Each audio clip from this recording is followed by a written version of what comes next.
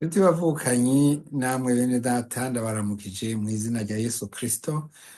Mfashe kano kanya kugira ngo ndabashimire kandi ndabipfurize iza muze mugire iminsi mikuru myiza. Musanzwe mubizi yuko mu mpera z'umwaka twama twiyibukiriza aho umukiza wacu Yesu Kristo yavutse.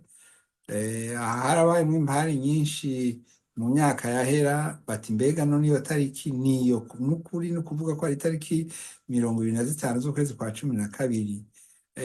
Inyishu y'ico kibazo twarayirose, baragereranije uko twabitahuye, ariko kugereranya si ukugereranya ikitabayeho. Yesu koko yarabayeho, kandi uko yabayeho yaraje kudukiza, yaraje kuducungura kugira ngo umwakiye wese ntaze apfe rubi, ariko aze abone ubugingo budashira.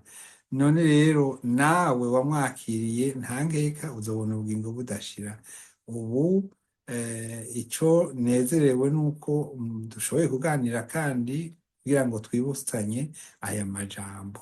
None rero ndagushimiye wewe witayeho gukurikirana ijambo ry'Imana, haba ngaha ku rubuga canke ku zindi mbuga zo kwandika canke mw'ishengero aho dusanzwe duteranira. Hari n'abo twahuye muri uno mwaka batari mw'ishengero duteraniramwo, ariko nabo twasangiye ijambo ry'Imana.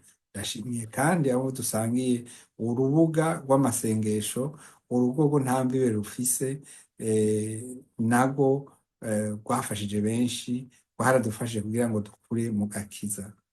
Ndakwifuriza rero umwaka mwiza.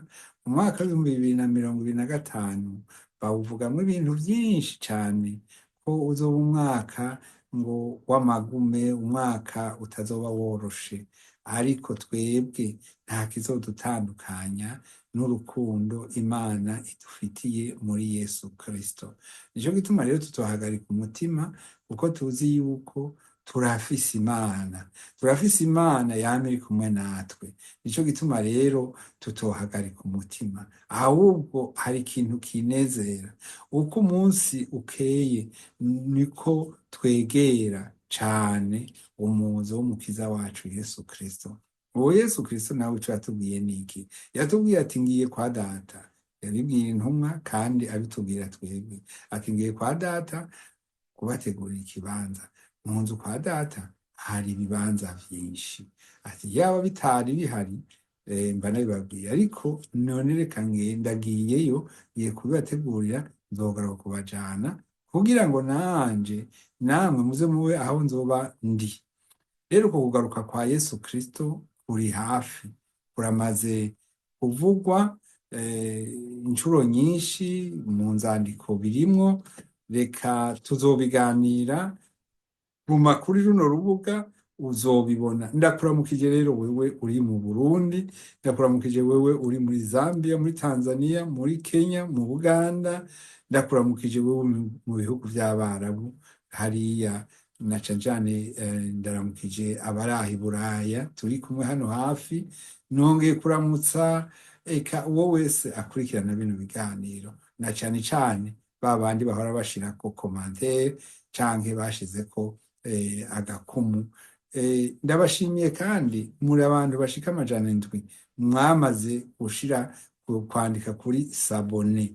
Ego ni vyiza, ni ukugira ngo izi mashini tutagaba zigaba YouTube zishobore kubamenyesha iyo ikiganiro gishasha kibonetse, canke zishobore no gutuma abandi bantu benshi baronka ubu butumwa. Nawe urashobora kudufasha mu gihe uhaye izi video uyundi muntu nawe akazikurikirana.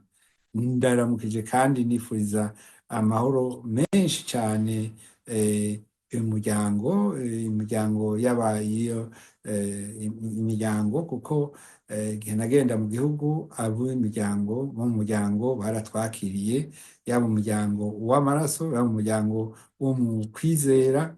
Ndabaramukije mwese rwose aho muri, mugubwe neza, Imana izibagiriye neza muri uyu mwaka w'2025.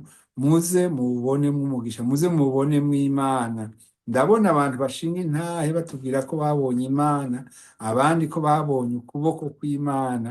Namwe ndabipfurije cane ko mwobona ukuboko kw'Imana. Nkaba ngarukirije ngaha, ibiganiro ku bwanje bigiye kwiyongera, ariko ibi n'uhoraho abidukorera. Twebwe turi abantu tutakishoboye neza ubu buhinga bwa none, ariko ah, ndashimira abagiye badufasha mu buhinga bwa none, mu kuduha amasanamu, mu kuduha aya mafoto mubona aha nicaye, si muri iyo misozi nk'uko mubibona, ariko ni ukubera hariho abandi babidufashijemo. N'ubu ukaba wicaye uri umukunzi wacu, ukavuga uti ndabona ko kuri iyi ntuze iyi YouTube yacu, iyi kanale yacu, umurongo wacu twowushirako akantu ko gutuma umenyekana, canke gutuma ubutumwa bugenda neza, canke n'abariko barabwumviza bakagubwa neza. Ndaguhaye ikaze, uze undondere muri inbox. Inimero yacu iraha munsi, muraza kuyibona nk'uko bisanzwe.